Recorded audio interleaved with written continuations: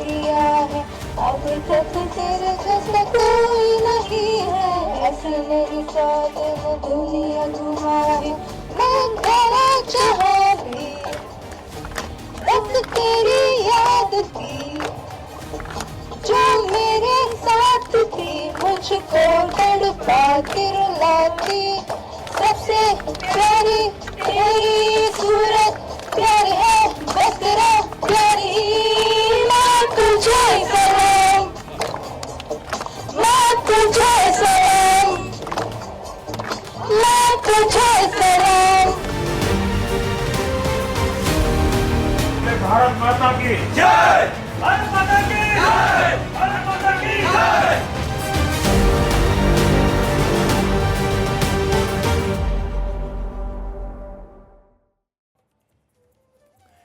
नमस्कार, आप देख रहे हैं एनडीटीवी इंडिया।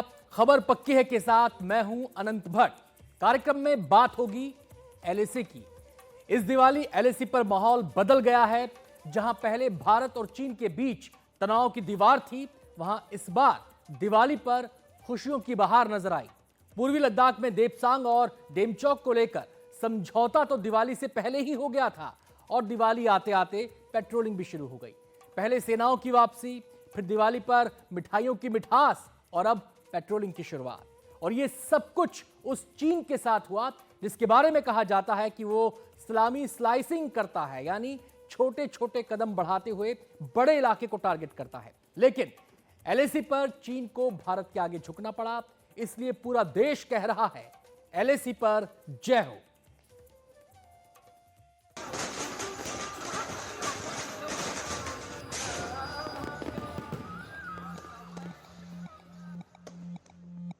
गुरुवार को जब देश दिवाली मना रहा था, मिठाइयों के साथ बधाइयां ली और दी जा रही थी, तब भारत चीन सीमा से ये खास तस्वीर सामने आई।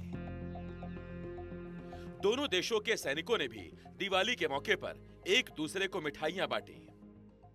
किबुतु के पास बांचा, बुमला और नाथुला में भारत और चीन के सैनिक अरसे बाद पास पास भी दिखे और साथ साथ भी।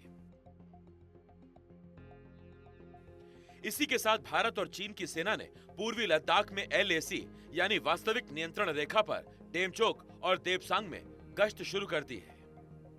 4.5 साल पहले अप्रैल 2020 में दोनों देशों के सैनिकों के बीच हुई झड़प के बाद से भारत और चीन के रिश्ते काफी बिगड़ गए थे।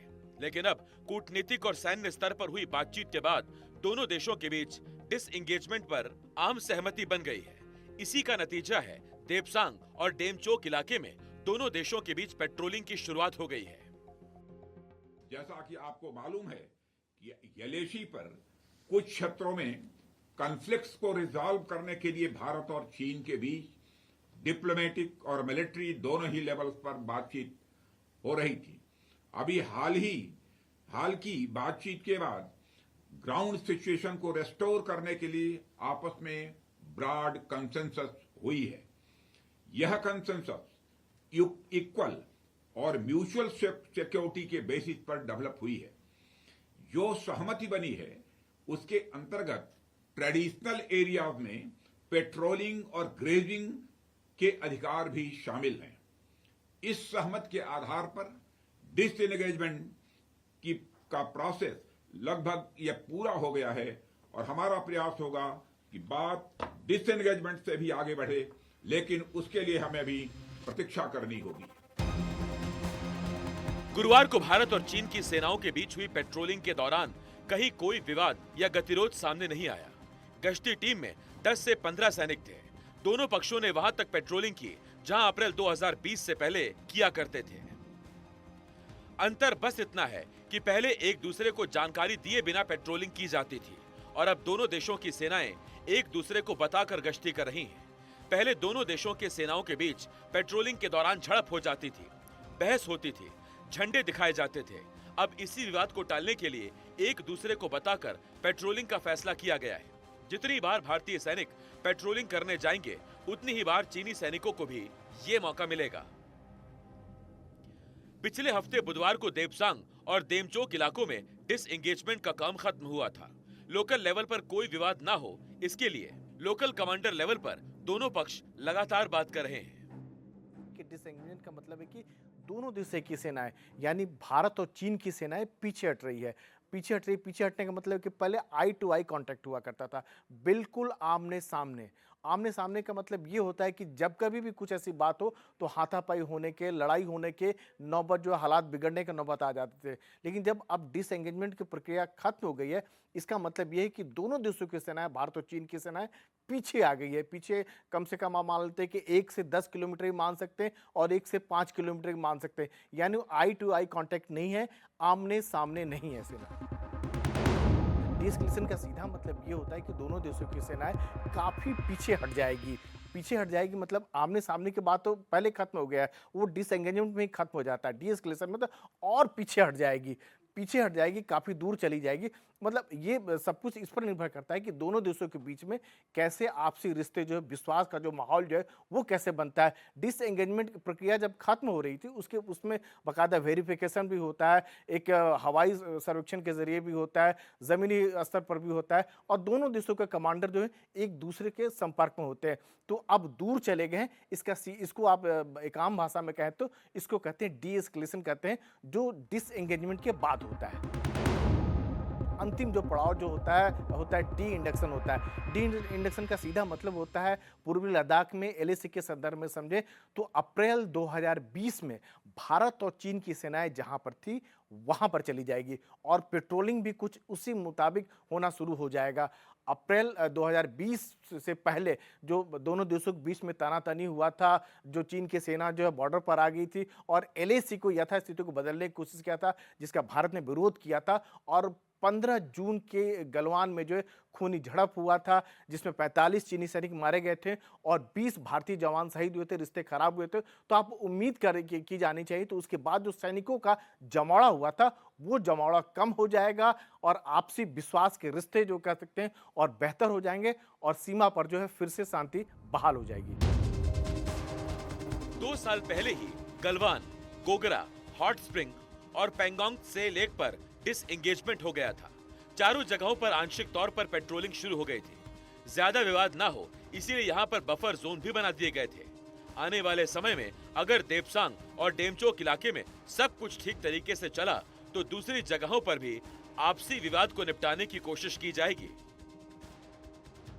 देपसांग और डेमचोक में फिर से पेट्रोलिंग शुरू होना भारत और चीन के रिश्तों को लेकर बहुत अहम कदम है।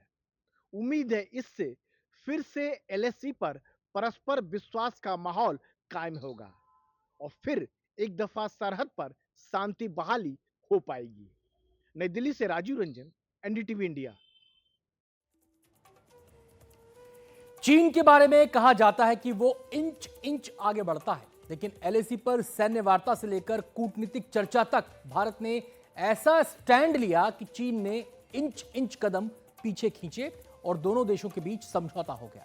स्थिति और हालात बदले तो माहौल भी बदल गया। तनाव की तस्वीरों की जगह खुशनुमा सेल्फियों ने ले ली।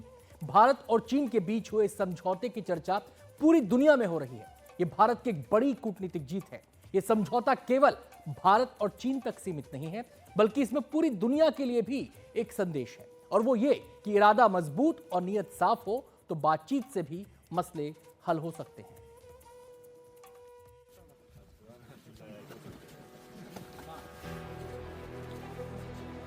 एलएसी पर रिश्तों की बदलती तस्वीर के बीच केंद्रीय मंत्री और अरुणाचल प्रदेश से सांसद किरण रिजिजू ने एक शानदार वीडियो सोशल मीडिया साइट पर पोस्ट किया। किरण रिजिजू ने लिखा, चीनी सैनिकों से बात करने और इस इंफ्रास्ट्रक्चर को देखने के बाद हर कोई भारत के बॉर्डर पर हुए विकास पर गर्व महसूस करेगा। आप भी जरा तस्वीरों को देखिए। दरअसल किरण रिजिजू अरुणाचल प्रदेश के बुमला में आर्मी के जवानों के बीच दिवाली मनाने पहुंचे थे।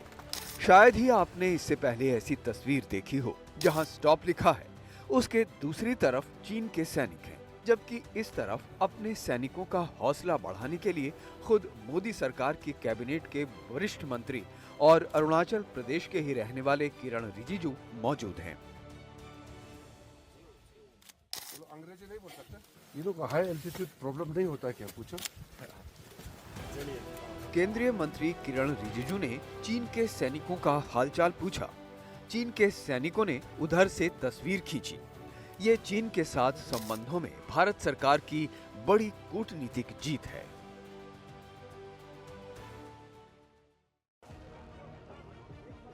खास तौर पर तब जबकि यूपीए की सरकार ने खुद संसद के अंदर ये बयान दिया था कि चीन की सीमा का विकास करना देश हित में सही नहीं माना जाता था। Why? Independent India, many years as a policy on border, best defense is not to develop the border. Undeveloped border is more safe than developed border. So many years there was no construction of roads, airfields, nothing in the border areas. By that time, China continued to develop their infrastructure in the border areas.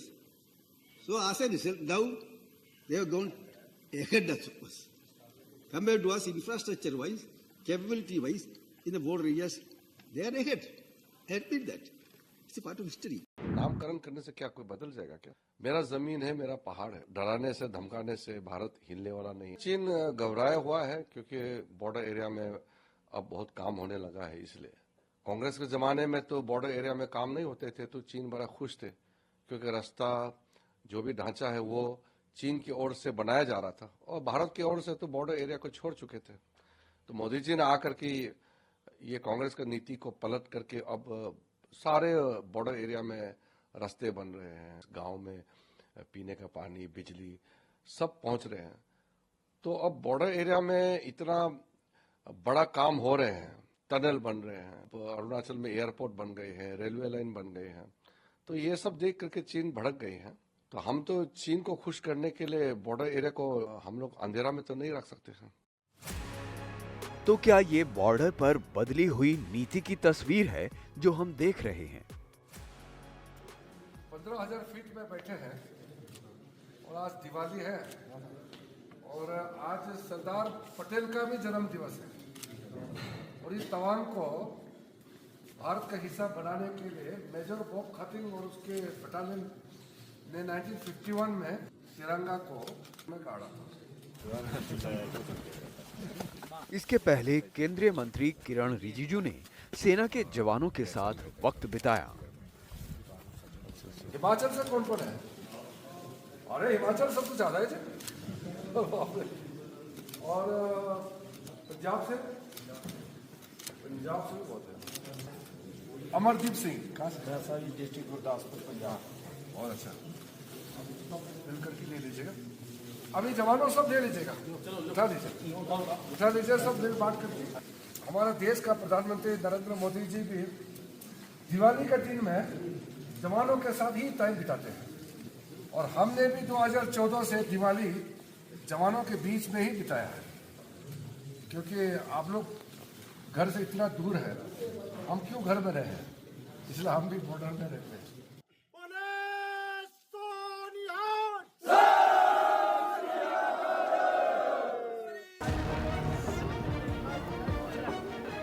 दरअसल साल 2020 में भारत और चीन के सैनिकों के बीच गलवान में हुई झड़प के बाद से देपसांग और डेमचौक में लगातार तनाव बना हुआ था। एनडीटीवी वर्ल्ड समिट में खुद विदेश मंत्री एस जयशंकर ने भारत चीन संबंधों पर क्या कहा, आप भी सुनिए। What does this disengagement will finally mean, and how do we now see India-China relation going forward? I think it's a good development. It's a positive development, and I would say it's a product of very patient and very persevering diplomacy. That at various points of time, people almost gave up. You can say, this has happened. So we have always maintained that, on the one hand, we had to obviously do the counter deployments, but side by side we have been negotiating. We've been negotiating in fact since September of 2020 when I met my counterpart Mr. Wang Yi in Moscow at that time. So it has been a very patient process, maybe more complicated than it could and should have been, but whatever it is, the fact is if we are able, as we now have, to reach an understanding regarding the regarding patrolling, regarding maintaining the observing the sanctity of the LAC, then I think what it does is it creates a basis that the peace and tranquility, which there should be in the border areas, which there was before 2020, hopefully we will be able to come back to that peace and tranquility. And that was our major concern, because we always said that if you disturb the peace and tranquility, how do you expect the rest of the relationship to go forward? इस बीच प्रधानमंत्री नरेंद्र मोदी और चीन के राष्ट्रपति Xi Jinping के बीच रूस के Kazan में ब्रिक्स शिखर सम्मेलन के दौरान मुलाकात हुई, तो दोनों देश और एक कदम आगे की ओर बढ़े। ये दोनों देशों के लिए एक विन विन सिचुएशन है, इसमें कोई सच झूठ और नहीं कि देखो भारत की जो डिप्लोमेसी और मिलिट्री विक्ट्री है, ये भारत ने चीन के ऊपर प्रेशर डाला कि जब तक यथास्थिति अप्रैल 2020 की नहीं होगी तब तक भारत और चीन के रिलेशन नॉर्मल नहीं हो सकते। और मुझे लगता है चीन को भारत की जो प्रेशर के आगे झुकना पड़ा, क्योंकि उसकी इकॉनमी अच्छा नहीं कर रही, सप्लाई चेन शिफ्ट कर रही हैं और भारत एक बहुत बड़ी मार्केट है इन्वेस्टमेंट पॉइंट ऑफ व्यू से, तो चीन को भी एक प्रकार से झुकना पड़ा। और चीन ने माना कि जो देप्सांग और डेमचोक हैं वहां से वो डिसंगेज करेंगे। भारत और रूस पहले ही एक दूसरे के करीब हैं। भारत और चीन के रिश्तों में भी नया अध्याय जुड़ रहा है। आखिर भारत और चीन के बीच हुए इस समझौते को ऐतिहासिक क्यों कहा जा रहा है? हिंदुस्तान और चाइना के बीच में समझौता जो हाल ही हुआ है, ये एक ऐतिहासिक समझौता है। इसके मुताबिक देप्सांग और डेमचोक्स जो एरिया में पिछले 4 साल से पेट्रोलिंग नहीं हो पाए थे, हमारे जो पेट्रोलिंग लोकेशंस हैं, ये दोबारा शुरू हो गया है। देप्सांग से एक जगह का नाम है बुटसे, आईटीबीपी और हिंदुस्तान के फौज मिलके जॉइंट पेट्रोल डे टाइम में निकल के और शाम तक वापस आते हैं। इसमें 14 से 15 नुमाइंदे होते हैं, ऑफिसर लेड होता है। ये वाई जंक्शन जो राखी नाला है वहां से घोड़ों के ऊपर जाते हैं पीपी 10, 11, 11 अल्फा 12, इसी तरह 13 की तरह भी होता है। और जो डेमचोक का पेट्रोलिंग है यह फुकचे में इकट्ठे होके चिशुंगला और उसके बाद नेलुंग तक होके चारदिंगला वाई जंक्शन पे पहले पीएलए हमें रोकते थे। अभी हम चारदिंगला तक जाने का हमें अनुमति मिला है। चीन ये मानता था कि बॉर्डर की समस्याएं पहले से चली आ रही हैं, इस पर विवाद नहीं होना चाहिए। लेकिन भारत इस रुख पर कायम रहा कि रिश्तों को आगे बढ़ाना है तो विवाद की ओर बड़े कदम वापस खींचने होंगे, और भारत अपनी बात मनवाने में कामयाब भी रहा।